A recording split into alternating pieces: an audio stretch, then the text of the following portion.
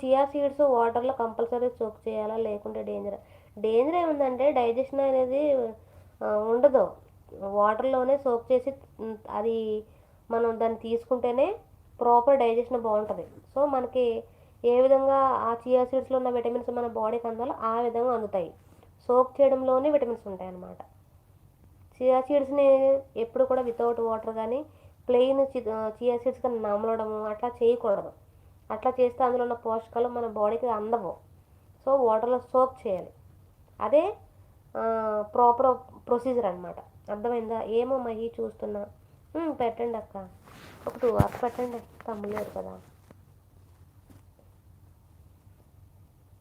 అర్థమైందా రోహిత్ బ్రదర్? వాటర్లో సోక్ చేసుకుని మీరు దాన్ని డ్రింక్ చేస్తేనే 100% బెనిఫిట్స్ ఉంటాయి మన హెల్త్కి. Very useful. అవును, చాలా useful.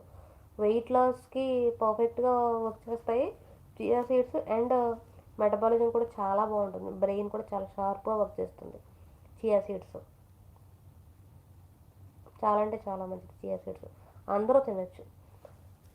Even diabetes, blood sugar, blood pressure, thyroid అందరూ కూడా తినచ్చు చియా సీడ్స్.